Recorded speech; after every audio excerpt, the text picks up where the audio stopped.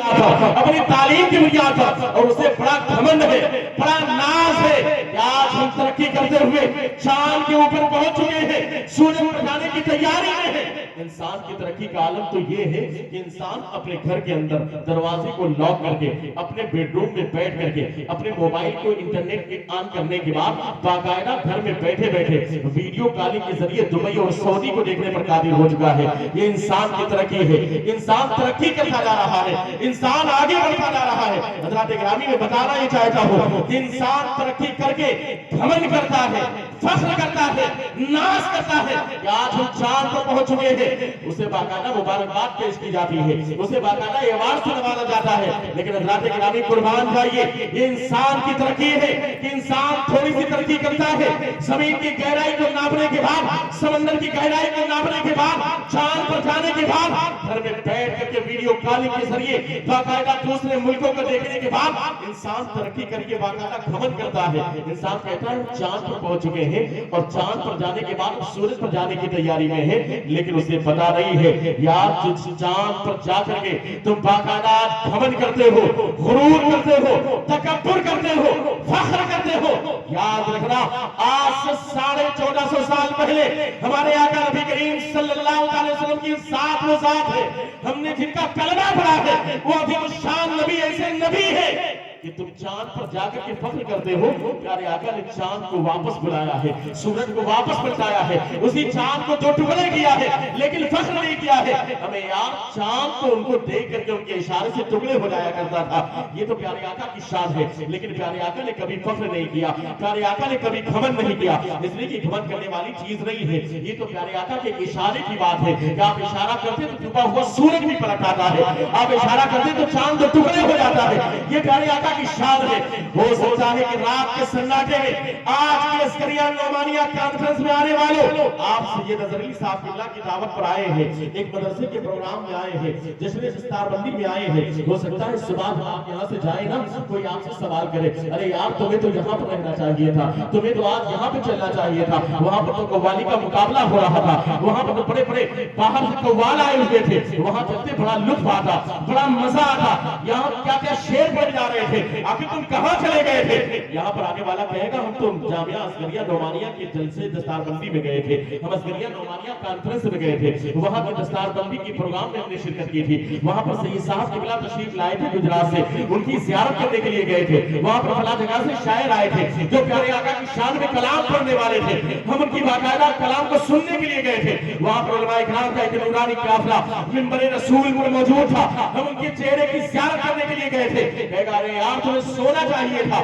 تمہیں رات میں آرام کرنا چاہیے تھا، تم نے پروگرام کو باقاعدہ قوالی کو چھوڑ دیا، تم نے فلاں جگہ پر جانے کو چھوڑ دیا، تم نے اپنے بستروں کو چھوڑ دیا، تم نے باقاعدہ اپنے گھروں کو چھوڑ دیا، باقاعدہ موبائل پر جو دیکھ کر کے عیاشی کرتے اس باقاعدہ عیاشیوں کو چھوڑ دیا۔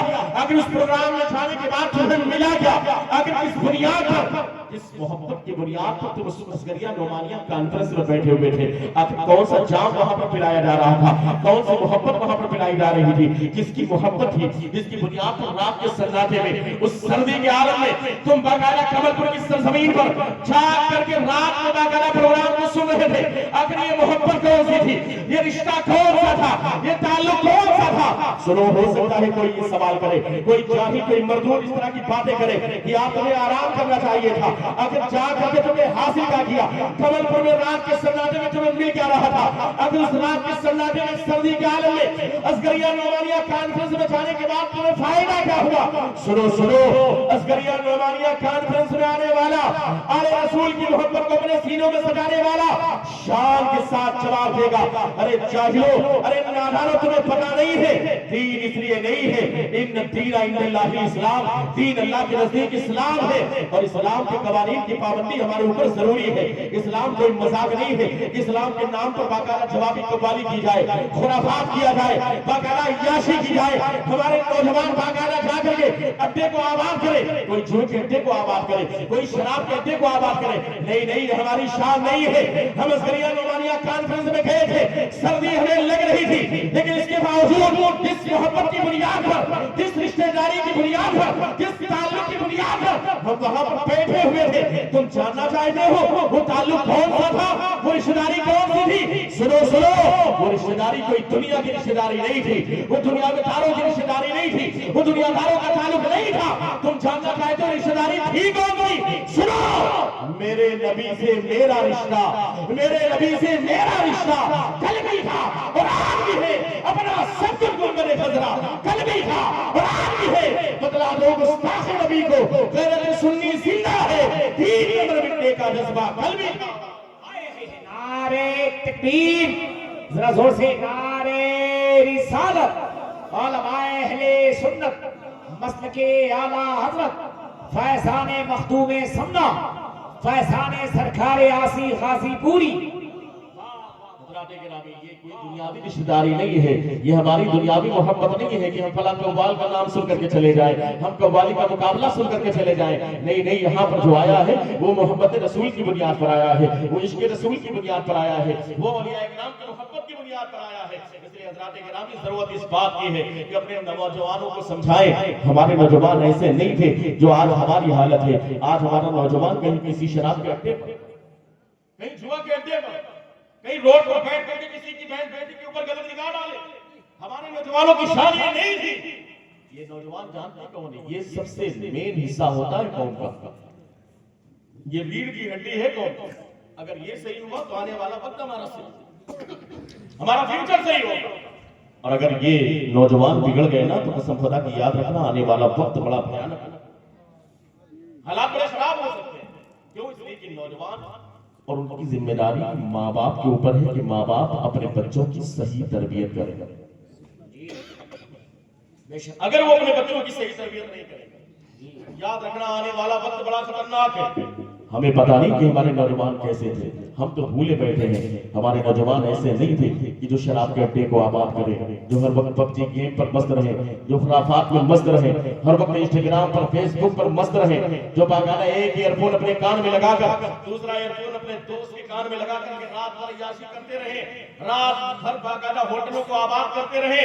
نہیں نہیں, ہمارے نوجوان ایسے نہیں تھے. اگر جاننا چاہتے ہو نوجوان کیسے تھے, کبھی پوچھو ڈاکٹر اقبال سے, اس کلندر لاہوری سے پوچھو کہ کون نوجوان کیسے تھے. یہ تو انداز ان کا شکوے کا تھا, لیکن بات تو حقیقت تھی. پھر باقاعدہ جواب شکوہ آیا تو بات کلیئر ہو گئی. پہلے تو فتویٰ بھی لگا, لیکن بعد میں لوگوں نے معذرت کر لی. جیسے کہ علامہ اقبال نے جو باتیں کہی تھی ان کا ایک اپنا الگ انداز تھا, نوجوانوں کی تعریف کی, نوجوانوں کی شان بیان کی. ڈاکٹر اقبال کہتے ہیں ہمارے نوجوان آج کے جیسے نوجوان نہیں تھے کہ آج برائیوں میں ملوث رہنے والا نوجوان آج جس علاقے میں دیکھیے روڈ کے کنارے بیٹھ کر کے اگر موبائل پر کوئی عیاشی کر رہا ہوتا ہے, کوئی اور نہیں, زیادہ تر مسلمان ہی ہوتے ہیں. شراب پینے پر ابھی 31 نائٹ گزری, ایک مہینے پہلے کی بات. اس رات میں نہ جانے کتنے نوجوان میں دلی کی سرزمین پر تھا, رات میں رائڈنگ کر رہے ہیں, خرافات کر رہے ہیں, کوئی شراب پی رہا. بلکہ ایک علاقہ تو ایسا تھا آپ کو تعجب ہوگا کہ 31 نائٹ آنے سے ایک دن پہلے ہی وہاں پر شراب خانے پر جتنی دکانیں تھیں شراب کی, شراب خانے کی ساری شرابیں ختم ہو گئی. علاقہ کون سا تھا؟ مسلمانوں کے علاقے میں شراب ساری ختم ہو گئی. لوگوں نے پہلے خرید کر رکھ لیا, کہیں ایسا نہ ہو کہ جب وہ وقت آئے تو شرابیں نہ پی. یہ ہماری حالت ہے. آج ہمارا نوجوان جوا کے اڈے پر, شراب کے اڈے پر. آج اتنا بڑا یہ پروگرام رکھا گیا, اتنی بڑی کانفرنس ہے. یہ صاحب قبلہ گجرات سے آئے ہیں, شاعر اسلام یو پی سے آئے ہوئے ہیں.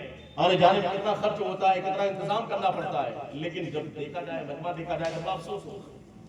اس لیے کہ حالات ہمارے خراب ہیں, ہم نے خراب کر رکھا ہے. ہم نے اپنے نوجوانوں کو موڑ دیا ہے رانگ میں, جبکہ ان کے رائٹ وے پر چلنا چاہیے تھا, سیدھے راستے پر چلانا چاہیے تھا. یہ ذمہ داری کس کی ہے؟ ماں باپ کی ذمہ داری. مدرسے والوں کی ذمہ داری نہیں, مدرسے والوں کی ذمہ داری بعد میں, اسکول والوں کی بات ہے. پہلے ذمہ داری اگر کسی کی ہے تو سب سے پہلی ذمہ داری ماں باپ. آپ دیکھیں ماشاءاللہ ہندوستان کے مشہور و معروف مداح رسول شاعر ہندوستان نعرہ تکبیر, محبت کے ساتھ شاہکار ترنم جنابی غلام نور مجسم صاحب کی آمد ہو چکی ہے. ذرا محبت کے ساتھ نعرہ تکبیر, نعرہ رسالت. علماء اہل سنت مسلک اعلی حضرت, ماشاءاللہ بڑی محبت ہے. بس میں ان کا انتظار کر رہا تھا کہ مین تو ان کو سننا ہے، مجھے بھی سننا ہے اور آپ کو بھی سننا ہے، اور صحیح صاحب قبلہ کا خطاب ہوگا. بہرحال توجہ کے ساتھ آپ تھوڑی دیر سن لیں. حضرات کرام انشاءاللہ تعالیٰ آپ سنیں گے تو طبیعت پاک پاک ہو جائے گی. کتنے لوگ ایسے ہیں جنہوں نے صرف ان کو یوٹیوب پر دیکھا ہوگا، جی آج لائیو دیکھ رہے ہوں، ہے کہ نہیں؟ ہے کہ نہیں ایسے لوگ؟ تو انشاءاللہ تعالیٰ سنیں گے تو طبیعت مست ہو جائے گی. اس وقت الحمدللہ پورے ہندوستان میں اتنی تیزی سے سفر کرنے والے صاحب حضرت قاری غلام نور مجسم صاحب کی اُناؤ کانپور کی آمد ہوئی ہے. انشاءاللہ تعالیٰ سب سنیں گے نا بھائی، چلے جائیں گے. ہاتھوں کو اٹھا کے بتا تو دیجیے. ماشاءاللہ سب سنیں گے. ہاتھوں کو اٹھا کے دیں یا رسول اللہ. حضرات گرامی بہت ہی جو ہے اچھا کلام ابھی آپ سنیں گے، اس کے بعد سے یہ صاحب قبلہ کا خطاب ہوگا. بس تھوڑی دیر 4-10 منٹ آپ مجھے اور برداشت کر لیں. جی حضرات گرامی تو ہمارے نوجوان ایسے نہیں تھے جو آج کے دور میں وہ شراب کے اڈے کو آباد کرے، زنا کے اڈے کو آباد کرے، عیاشی کرے، خرافات کرے. خرافات کا نام ہو تو اس میں بڑی تیزی کے ساتھ. آج کل ابھی میں آ رہا تھا تو سلطان نگر میں رکا تھا تو لوگ بتانے لگے کہ یہاں پر ابھی کچھ دن پہلے جھارکھنڈی بابا ہے. واہ بھائی، بتا رہے تھے اتنا مجمع ہوا کہ پیر رکھنے کی جگہ نہیں. کیوں بھائی؟ کون سا پیغام لے کر آئے؟ کون سی حدیث اور کون سی قرآن کی آیت پڑھ کر انہوں نے گفتگو؟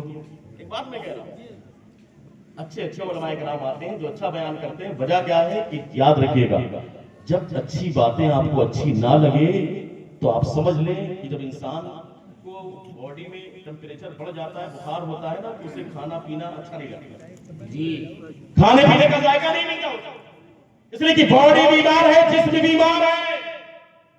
تو جب باڈی انسان کی بیمار ہوتی ہے، جسم بیمار ہوتا ہے تو اسے کھانا پینا اچھا نہیں لگتا. بخار کی حالت میں آپ بہترین ڈش بنا کر کے مٹن اور چکن کی رکھ دیجیے، تب بھی دیکھ کر کے اس کا موڈ بھی نہیں بنتا.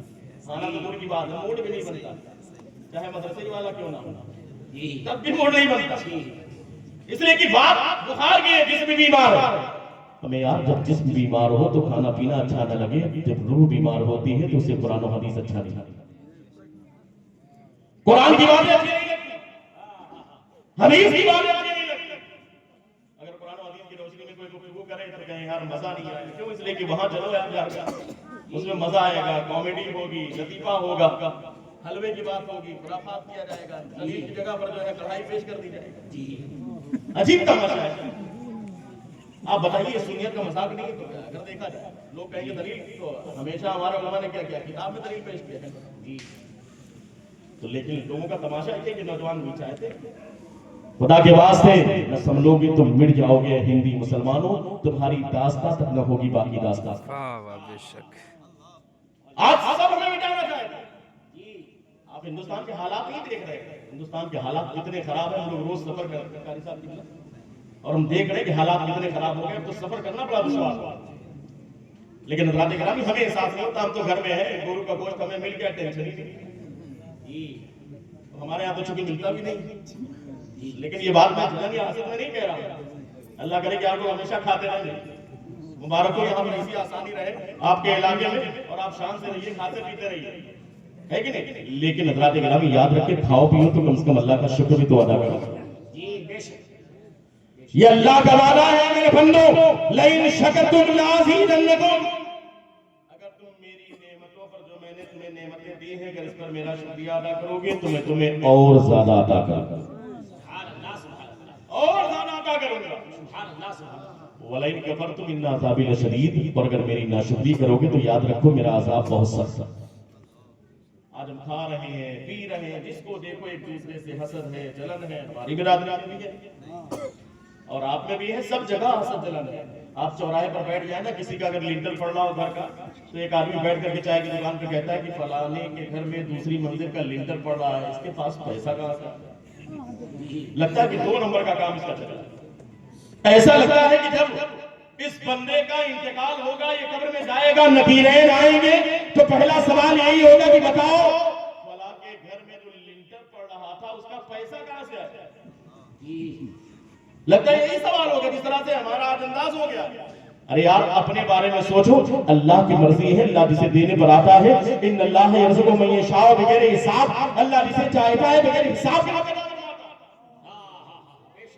کے یہ تو اس کے دینے کی بات ہے، اس کے کرم کی بات ہے، ہمیں احساس نہیں ہوتا۔ ارے یار کیا کووڈ-19 کا دور تمہیں یاد نہیں ہے؟ ہندوستان کی سرزمین پر کارخانے تو بند تھے، فیکٹریاں تو بند تھی، دکانیں تو بند تھی، کاروبار تو بند تھا، لیکن کیا پورے کمل کی سرزمین پر آنے والا اس جلسے نظریہ نمانیہ کانفرنس میں کوئی بندہ کھڑے ہو کر کے مجھ سے یہ کہہ سکتا ہے کہ میں نے ایک دن 24 گھنٹہ ایسا گزارا ہے کہ مجھے کھانے کے لیے دانہ بھی نہیں ملا؟ جی کوئی بندہ یہ کہہ دے کہ ہاں بھائی کووڈ-19 تو تھا، کورونا کال تھا، دنیا میں باقاعدہ آپاتکالین گھوشت کر دیا گیا تھا، سارے کارخانے بند، فیکٹریاں بند، دکانیں بند، راستے بند، لیکن آپ بتائیے کوئی ایسا بندہ تھا کوئی کھڑے ہو کر کے مجھ سے کہے کہ ایک دانہ مجھے کھانے کے لیے؟ جی سب لوگ کھا رہے تھے، پی رہے تھے، کیوں؟ وَمَا مِن دَابَّةٍ فِي الْأَرْضِ إِلَّا عَلَى اللَّهِ رِزْقُهَا، زمین پر کوئی جاندار نہیں مگر اس کو کھلانے کی ذمہ داری رب نے اپنے ذمہ کرم پر لے رکھی۔ بے شک بے شک وہ اللہ کی ذات کھلانے والی اللہ کی ذات، لیکن حضرات گرامی ہمیں احساس نہیں ہوتا، اس لیے جو نعمتیں اللہ نے تمہیں دی ہیں ان نعمتوں پر اللہ کا شکریہ ادا کرو۔ آج اگر آپ کو اچھی باتیں بتائی جا رہی ہے تو اللہ کا شکر ادا کرو، اگر پیارے آقا کی نعت شریف سنائی جا رہی ہے تو اللہ کا شکر ادا کرو کہ ہمیں یہ باتیں اچھی لگتی ہیں۔ جب تم شکر ادا کرو گے تو اللہ اس میں اور زیادہ برکت عطا فرمائے گا، اور زیادہ اضافہ عطا فرمائے گا، لیکن اس ساری چیزیں ملنے کے باوجود ناشکری کرو گے تو اللہ کا وعدہ ہے میرا عذاب بہت سخت ہے۔ حضرات گرامی ہمیں احساس نہیں ہوتا، ہمیں اپنے نوجوانوں کی تاریخ پتہ نہیں ہے، ہمیں مجاہدین کی تاریخ پتہ نہیں ہے، ہمیں کربلا والوں کی تاریخ پتہ نہیں ہے، ہمیں صحابہ کرام نے کس طریقے سے اسلام کو پھیلانے کے لیے باقاعدہ جہاد کیا ہے، اپنی جان کا نذرانہ پیش کیا ہے، ہمیں احساس نہیں ہوتا۔ کبھی پوچھو اس مرد کلندر سے، کبھی پوچھو اس ڈاکٹر اقبال سے، کلندر لاہوری سے پوچھا گیا تھا تو انہوں نے انداز تو شکوہ کا اپنایا تھا، لیکن جواب شکوہ میں بات کلیئر ہو گئی تھی، لیکن اس انداز میں کہا تھا ہم ہی تھے ہم ہی ایک تیرے مارکا آراؤں میں، تھے ہم ہی ایک تیرے مارکا آراؤں میں، خشکیوں میں کبھی لڑتے کبھی دریاؤں میں، دی اذانیں کبھی یورپ کے کلیساؤں میں اور کبھی افریقہ کے تپتے ہوئے صحراؤں میں، شان جشنی نہ تھی آنکھوں میں جہاں داروں کی، کلمہ پڑھتے تھے ہم چھاؤں میں تلواروں کے، اور معاملہ تو یہ تھا ہم جیتے تھے تو جنگوں میں مصیبت کے لیے، اور اگر مرتے تھے تو تیری نام کے عصمت کے لیے۔ ہمارے نوجوانوں کی تاریخ تو یہ تھی ٹل نہ سکتے تھے، اگر جنگ میں اڑ جاتے تھے، پاؤں شیروں کے بھی میدان سے اکھڑ جاتے تھے، تو سے اگر سرکش ہوا کوئی تو بگڑ جاتے تھے، ایک کیا چیز ہے ہم توپ سے لڑ جاتے تھے، دشت و دشت میں دریا بھی نہ چھوڑے ہم نے، بحر ظلمات میں دوڑا دیے ڈھول۔ نعرہ تکبیر، نعرہ رسالت، علماء اہل سنت، مذہب اسلام۔